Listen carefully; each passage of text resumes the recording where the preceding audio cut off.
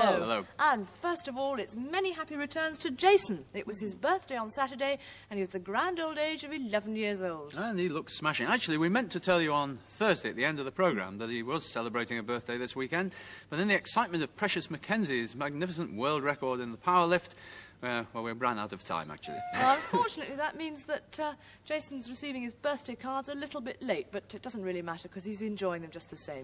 But I'm very glad to say that Shep's come along from his sick bed to wish Jason a many happy returns. Actually, he's out of his sick bed now. He's feeling fine. He does have to take his pills still. I got these funny little pink pills, and in fact, another birthday treat for Jason is to watch Shep take this pill. So, Sheppy, it's medicine time, me old son.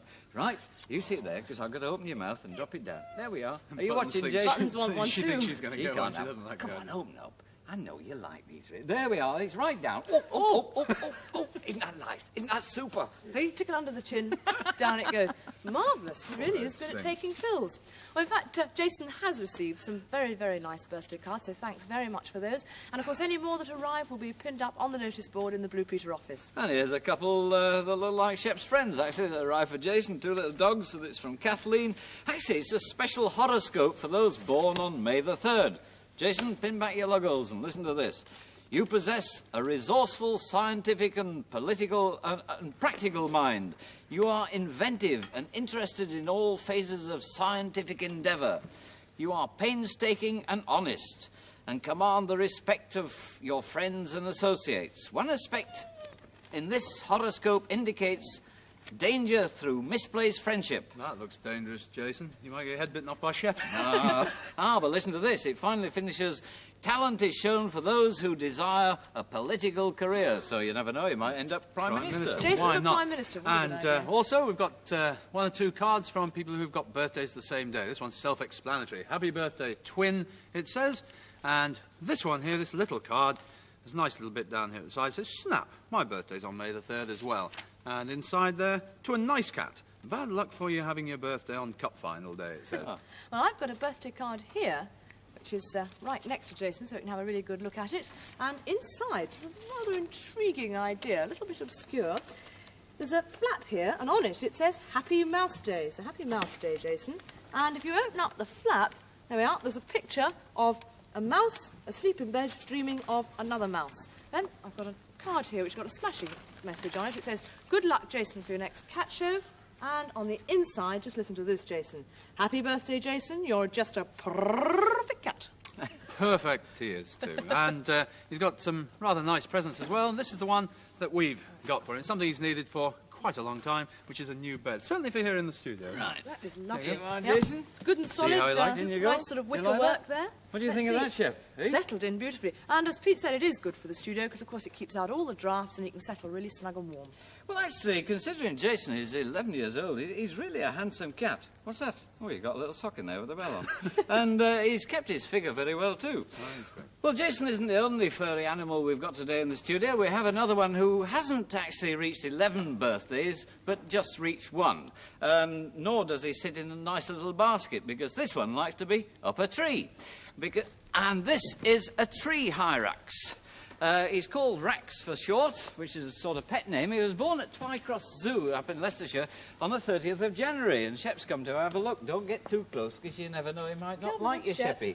Yes, off you go. There's a good lad. Come on, then. Now this fella is actually a bit of a zoological puzzle.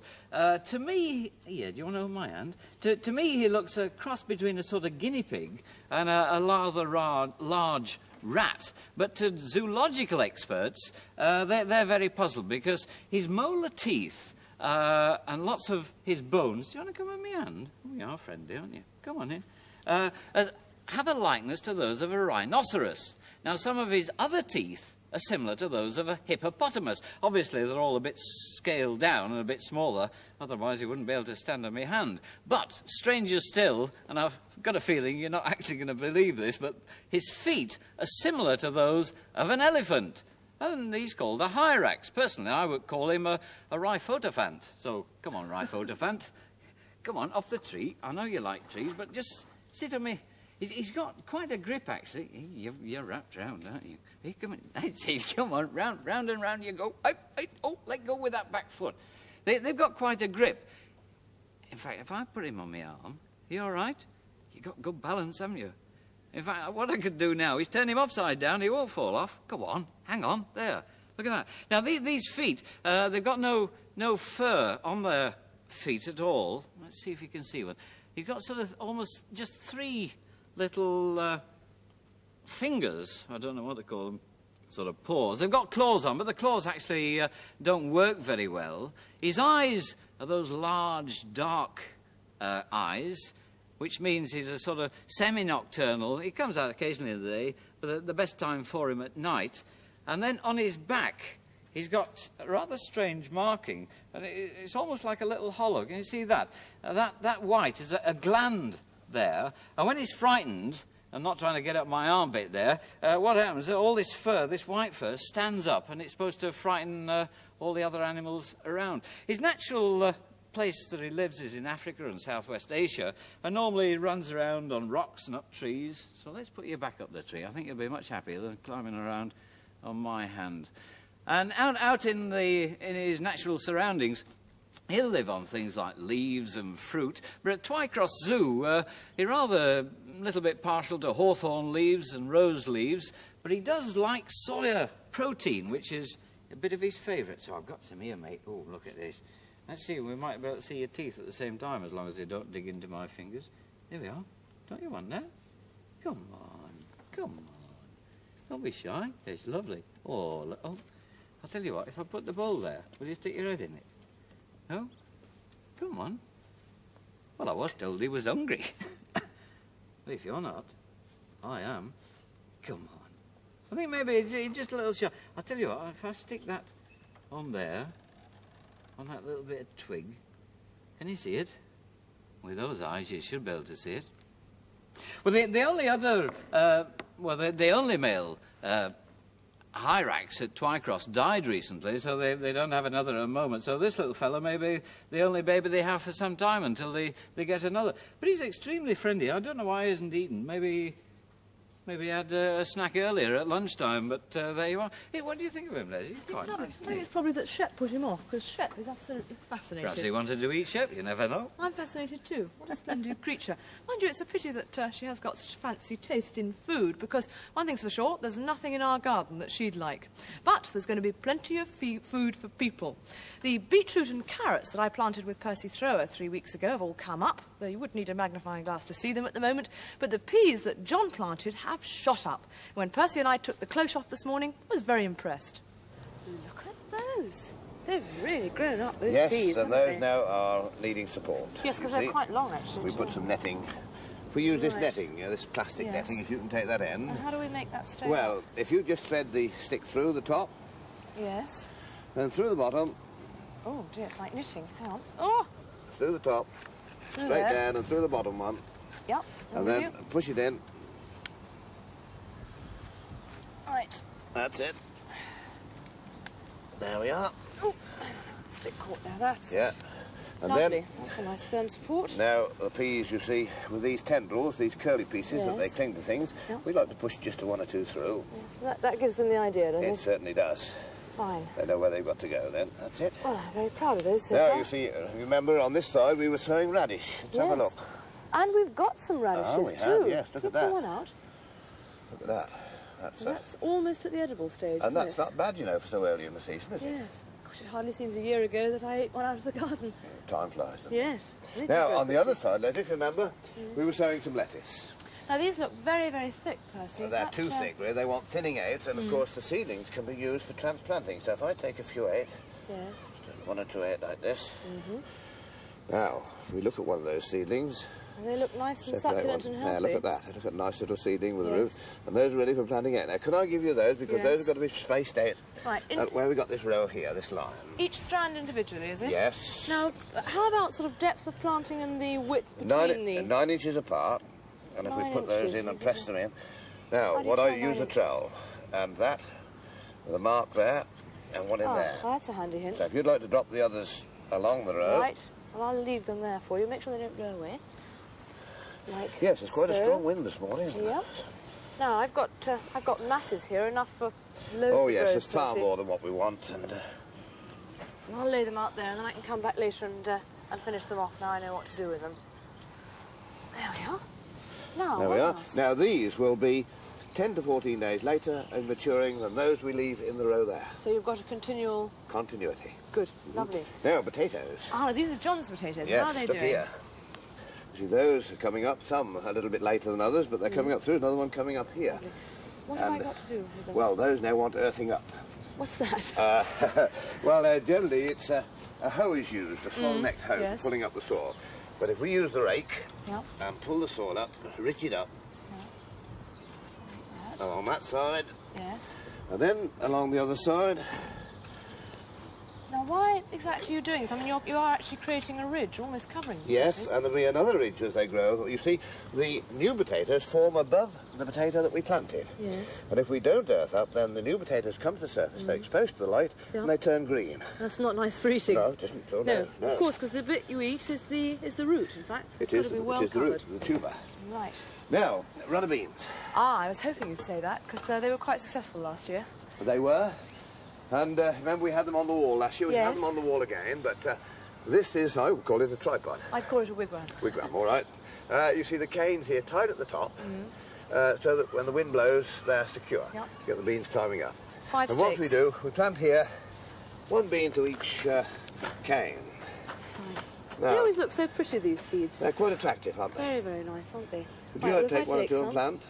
Now, is there a special way up for planting? No, you know, it doesn't matter which way you put them up, the shoot will always come upwards and the root Yes. will always go downwards. They'll sort themselves out. They will, yes. Fine. Now, I want one to each Yes, bamboo, do I? and about 2 inches deep. Yep, fine. Just drop it in. On the One, outside? On the outside. Fine. 2. Oh, these look very pretty, actually. Well, Oh, the they runner have bean little is... flowers on them, don't The they? runner bean's attractive when it's in flower, Yes. and of course then you get the beans as well. Now, just in case we get any failures, Yes. 1 or 2 here in the centre of the row. Suppose we put in about 4. Now, won't that overcrowd the wigwam if they all come up?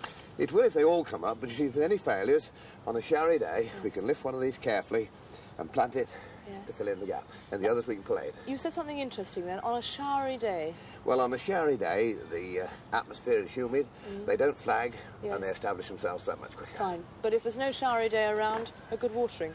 Oh, Really, yes, when you good watering transplant. is essential. Fine, lovely. And then you see last year, if you may remember, we had this for sweet peas. That's right. Well, we've got the sweet peas there in the Yes. background, and we shall be seeing those in the These will background soon be later. ready. Another wigwam. Now, talking about sweet peas, that reminds me of flowers. Can we get planting a few flowers? Oh, then? yes, we can. We can. There's quite a lot we can sow. The hardy annuals, mainly. You see, there is the nasturtium. Yeah. Now, that's nice in red, orange, yellow. Good eating as well, the leaves for salad. Salad, very nice. Calendula, or pot marigold. Nice splash of orange. Cornflower, blue. Lovely. And helichrysum, a rather difficult name, but an everlasting flower. They're the ones that you dry in the winter. Cut them in bud Yeah. in July, August, September, hang them up to dry and use Yes. them with decoration. Lovely. Oh, that's nice. Fine. Now, Percy, sowing flower seeds, Well, is there anything special I should know about this? Make a patch, you see, like this. You sow that That's my patch. patch, is it? That's your patch, and I'll sow this one. Okay. But now, what about sort of depth and things? Just sprinkle the small seeds on the top and just stir them into Yeah. the surface. They don't need a lot of covering. Generally, in fact, just follow the instructions on the back. That's it. Lovely. Fine. Only just a pinch of seed and just sprinkle it down. Right. Well, hopefully, Percy, in about 3 weeks' time, when you come back, we might see a little bit of these coming up. Fine.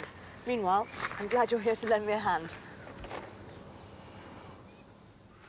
I don't know about you, but I'm beginning to think that Percy Thrower's got green fingers.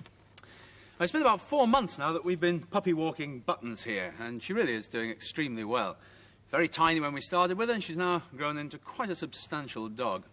Occasionally she misbehaves, but on the whole, I think she's pretty good. A few days ago, Buttons was due for her first official test by Derek Freeman, the puppy walking manager of the Guide Dog for the Blind Association.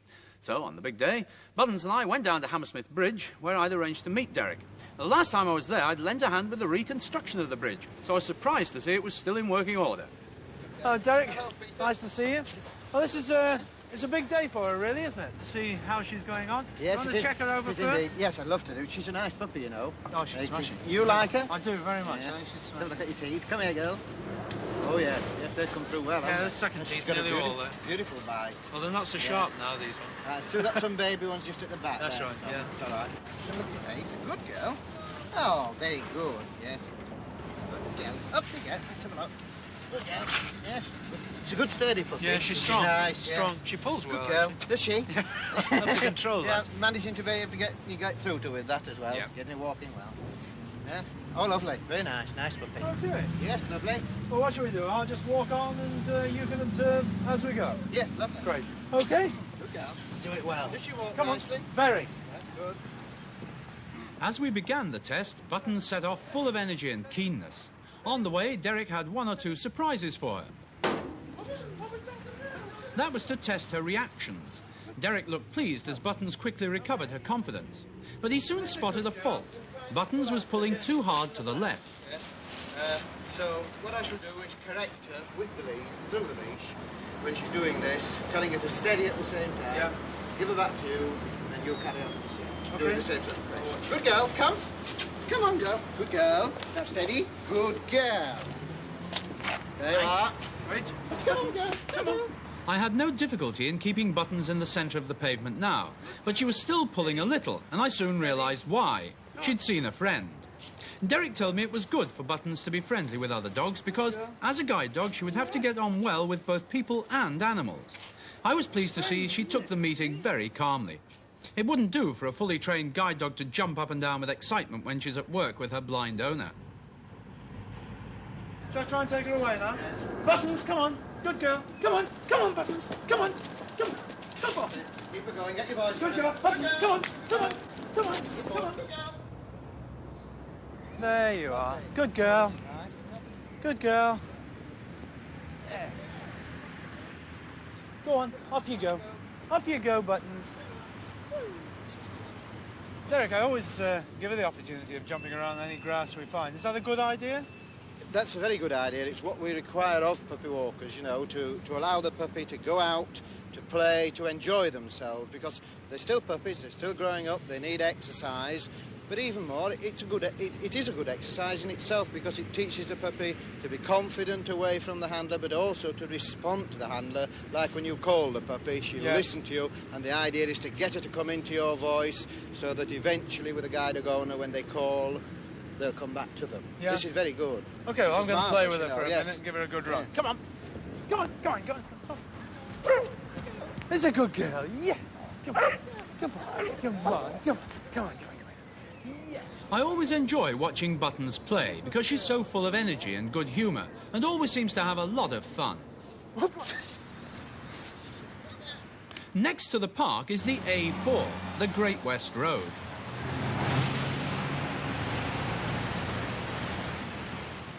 Buttons hadn't been this close to so much traffic before, and I was very proud when I saw how unafraid she was, even when the lorries were passing a few feet from her. We completed the first 2 parts of the test, and we now approach the subway. Wait there. Wait. Steady. Oh, She's done very well so far, hasn't she, Derek? that was a very nice reaction up there. Very, very The good. traffic. Yes. No reaction at all, really, was No, there? well, She no, was- no.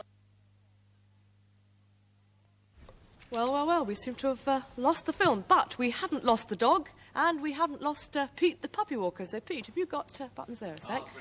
In No, fact, we what- lost just at an interesting moment Come on, when you were about come to go on. down the subway, didn't we? Yes, well, the point of that next test was actually because it was an enclosed area, all the sound would come back to Buttons, and she passed that very well as well. Did she But- not react at all? Not. She just followed along. I mean, she led the way. Derek was delighted with her. But we ended off having completed the sort of walking test, Derek being very pleased with her, with some children actually offering her a crisp at the table. We were sitting out just having a glass of orange juice at the end there, and Buttons naturally grabbed at it. And Derek made the very good point, which I think is important, that if you see anyone training a guide dog, or anyone with a guide dog that is fully trained, don't offer the puppy anything at all, or the dog anything at all. The dog, naturally enough, will probably take it, but you shouldn't offer it because it distracts them from whatever is going on, whatever they're supposed to be doing. Right. And, of course, Presumably keeping could cause an accident, of course, if they're working very at that easily. time. But in any case, she did pass her test totally, and maybe we'll be able to show that film again sometime. We obviously lost something upstairs there. Never mind. Well done, Buttons. I never realised there was so much training involved in being a guide dog puppy. Now then, if you've been lucky enough to travel abroad for your holidays or to have been on a school expedition, then you've probably come across a lot of interesting old customs. Now, most foreign countries have their own special traditions that date back hundreds and thousands of years, and their own songs and dances too. I wonder if you can guess where these dances come from.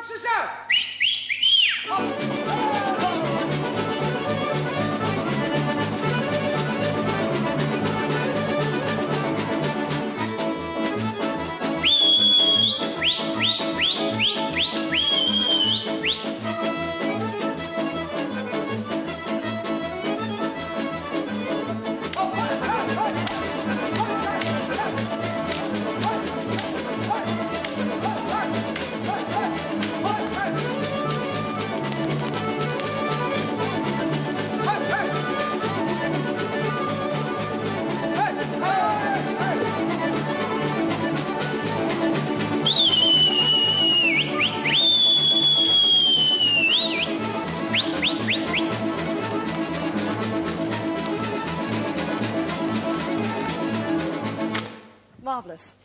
Well, in case you're still guessing, that shepherd dance comes from Yugoslavia. And today we've got the Branko Cvetkovic Yugoslavian National Dance Group here in the studio. I'm very pleased to have them. Zdravo dobrodošli. Thank you. It's slightly mispronounced, but it does mean hello and welcome in Yugoslavian. Well, apart from their dancing skills, something else that impresses me is their music. And one of their musicians is only 13 years old.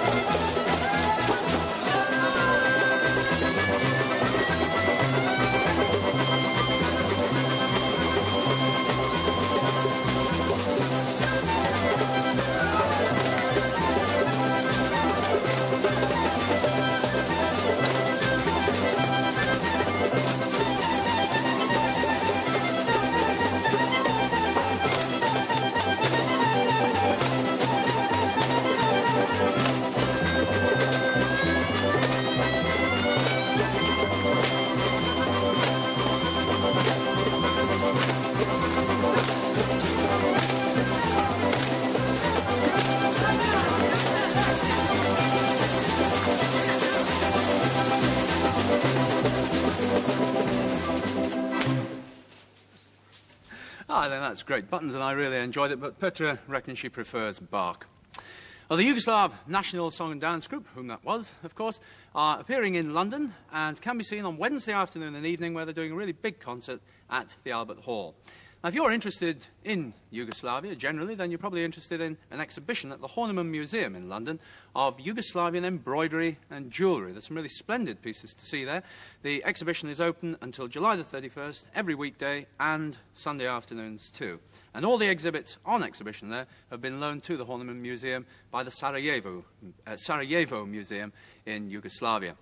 Talking of travel, though, the Queen's been doing a fair bit of that as well, because she's been to the West Indies, now travelled west to Hong Kong and Honolulu, and on Wednesday she'll be in Japan, the first ever visit to Japan of a reigning British monarch. And the interesting thing about that, from our point of view, of course, is that she'll be seeing many of the same sights that Alistair Patterson, the top winner of our Expo 75 painting competition, will be seeing when he goes on his prize-winning trip there. I'm sure he's going to have a smashing time. The news of the exhibition is that all the paintings are being sorted out for exhibition there, and shortly we should have some photographs. Or at least when the exhibition's open, we'll have some photographs of them on display there to show you. Well, now actually we're going to be able to join the film of Button's first test again. It's a little bit later than where we left it. I told you that the next sequence was going to be in the subway. Straight after the subway, I took her where no dogs usually go, a greengrocer's shop. It's up to Derek to say whether she'd passed her first test. Thank you. Stanley. Ready? Come on then, girl. Come here. Come on. You go down there, girl. Come on. That's the way. That's That's it. Good girl. That's it. You sit down. Make her behave, that's what. That's Good girl. nice. Sit. Good. That's a good girl. That's lovely. She's done very well today. She has. She's done extremely well, hasn't she? Sorry, love. No. No, thank you, love. Don't feed it. So, in fact, if anyone is trying to offer anything to a dog that's being puppy walked, you should always refuse it. Yes, it's rather important. You know, the dog should know in its mind there's a clear distinction between people having food and the dog having its own food, and its own food is presented at a set time. It's rather an important factor with us.